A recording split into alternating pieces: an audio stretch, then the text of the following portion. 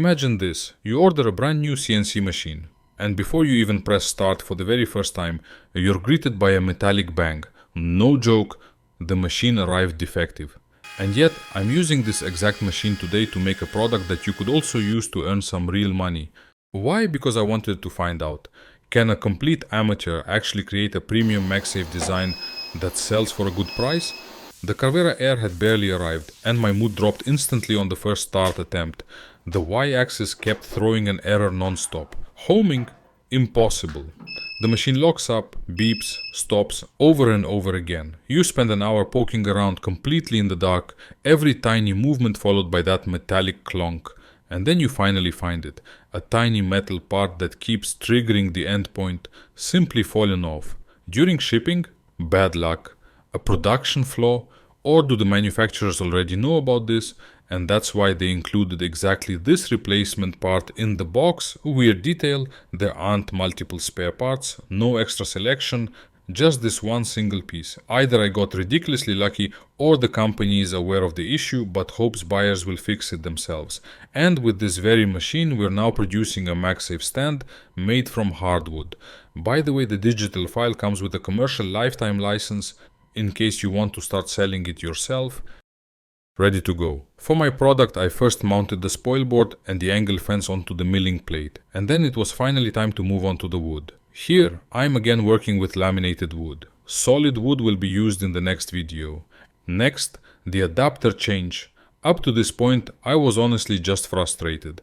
Before I could even start, I had to repair the machine and then wait over a week for the 6mm adapter from China, which, as I said, cost me about 60 euros.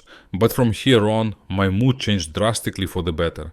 Switching the adapter took less than a minute and changing bits only a few seconds. Take a look at this, a 25mm surfacing bit. Something like this has never been seen on the Carvera machine before. I wanted to know how it would perform without entering a toolpath first, just manually surfacing through the controller. The first attempt didn't start well. The depth of cut was too high. Then I lowered it to 0.1mm and it worked smoothly. Because the wooden board was slightly warped, the idea was to flatten the top surface so I could lay everything on it cleanly later. After a few minutes, it became clear that manually surfacing large areas is no fun. So my conclusion, better to create a 2D contour and let the machine do it automatically with a shallow depth of cut. But now you and I have seen that the machine can handle a large surfacing bit. With a low depth of cut, you can easily level larger wooden surfaces. Moving on with my 6mm 2 flute bit, the same one used for milling the clock in the previous video. And look at how the collet system works, it's brilliant. It saves so much time and is genuinely enjoyable to use. The probe is already mounted nearby, and since there is a 6mm adapter installed, the 6mm holder belongs on top as well. The small insert was stuck so tightly that I had to use pliers. It got a bit scratched, but I managed to remove it. Then the 6mm insert goes in, installed just like a normal bit. Probing the surface isn't mandatory. For most of my woodworking projects, simply setting the Z height is enough, but it's a strong feature that you can enable with a single click. My wooden board is 18mm thick, but I designed the model for 15mm, so when surfacing I need to remove 3mm first. By the way, I'm planning many projects with this machine and bought a thickness planner to quickly bring wood to the exact thickness I need. That way I can skip surfacing in the future. It saves time and is easier on the bits. So far I really like Makera software. You can just drag in your 3D files, preferably step, but STL works too. And if you want to bring your material to the desired height, here's how you do it. To create a 2D model, you simply enter your desired dimensions, click roughly on the spot where you want it placed, and there it is. Even Fusion feels more complicated compared to Makera. Then you select your toolpath, in my case a 2D drawing, and enter the depth you want. From 18mm material thickness down to 15mm, so minus 3mm. The tool is the 6mm 2 flute cutter. Click calculate and that's it. At this point, a big compliment to Makera. I had to experiment a little, but I think I will actually stick with this software. It also comes free with the CNC machine. After surfacing the board, the first pocket was next. 5.3mm deep, which is the ideal depth for a MagSafe, the older model. You can see the pocket isn't perfectly centered. That was simply my fault when setting the 0 point. Since everything else in this project worked really well, except for that slight misalignment, I thought afterwards I should have used a new bit right away, but there will be time for that later. Switching to another bit with its adapter was again done in no time, to mill the pocket for the cable. And after the frustration you may have heard earlier, I slowly started to really enjoy the machine. The fast tool changes, the enclosure. I also have a dust shoe, but then I wouldn't be able to film everything properly. Even without it, my workshop is nowhere near as full of chips as in the last video with the Open CNC. And most importantly, the CAM software is genuinely fun to use. Just a quick 20 seconds to show how easy it is to program a toolpath for a 3D print model. Right click on the 3D model, import the file, then go to 3D machining and select pocket. Choose the area you want to mill out and select my own bit that I already added. Still the 6mm too fluid. Settings as you prefer. I like to use the circular pattern, and of course it should pocket the interior. Then again, calculate.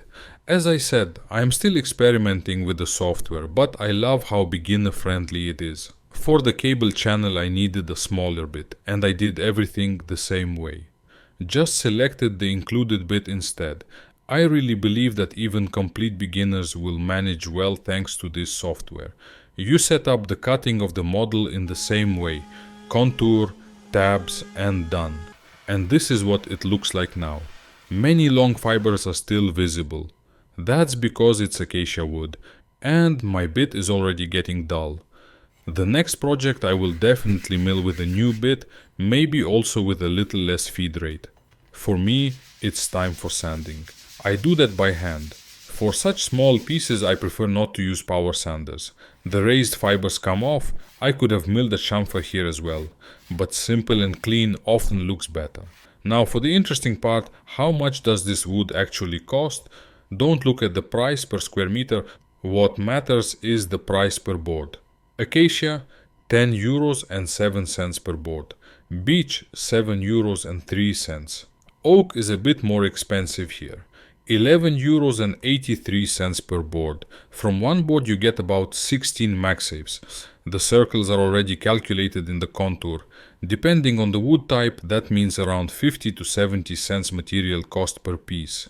A bit more sanding and then the test. The file is also included for 3D printing with a commercial license, so you can mill it or simply print it. MagSafe diameter 56.1mm. On eBay you can get no-name ones for around €8. This one fits well, not too tight because it will warm up slightly later and expand a bit. Now it's time to oil the piece. I apply a thin coat with a simple disposable brush. You can also use sponges, they work great too. But I prefer one-use brushes. As soon as the oil touches the wood, the contour really pops. Woodworkers call this bringing out the grain, and it's honestly impressive what you can create from a piece of hardwood that costs only 50 to 70 cents. Before we get into the modeling part, this video focused a lot on the new CNC and a few initial issues. In the next videos, everything will move much faster so I can show more products and give you inspiration for things you can actually make good money with online. In a moment, I'll show you how to recreate the model. FreeCAD is completely free, and if you're coming from other software, you can even switch the navigation style, for example to Open Inventor, and it feels almost identical to Fusion 360. This will be a quick walkthrough. We start by creating a new file using the plus icon. On the right, FreeCAD immediately suggests creating a body, and inside that body, a sketch, because everything related to this model should live within a single body. That confused me a bit at the beginning, but you get used to it quickly. I create a circle with my desired diameter, 56.4mm. Then I select the line and hit the offset tool. I want 7mm wall thickness, so I enter 7. Next comes the cable slot. The cable needs a 4.3mm opening, so I use the rectangle tool, enter 4.3mm as the width and place it. To center the rectangle perfectly, I use the dimension tool. Half of 4.3 mm is 2.15 mm, which puts it exactly in the middle. With that done, I close the sketch and duplicate it. Ctrl+C and Ctrl+5. The new sketch must also be placed inside the same body. Then I hide one sketch and open the other with a double click. Using the trim tool, I remove everything except the rectangle sitting inside the two circles.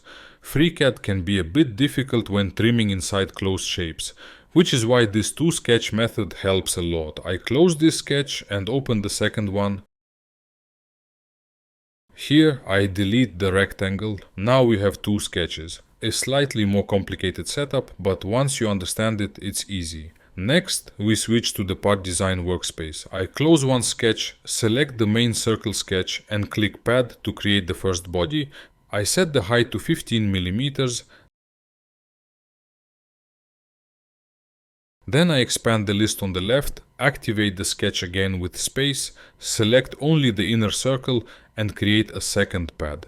Since the MagSafe pack is 5.3 mm thick and my walls are 15 mm high, I enter 9.7 mm, giving me a perfect 5.3 mm pocket. With that done, I close everything and select the second sketch, the one with the rounded rectangle. I move it upward by adjusting the Z position to 9.7 mm. I actually recommend setting it to 9.71 mm so the two pockets don't connect. That way, in Makera CAM, you can select each pocket individually. Finally, I choose the sketch, use the pocket tool and remove the full depth of the material there. And that's it. The MagSafe mount is complete. More videos about my Makera CNC, the cutters and the CAM workflow are coming. And they'll focus much more on turning digital models into real sellable products. If you're interested in getting a machine like this, you can support me by using my link when you order.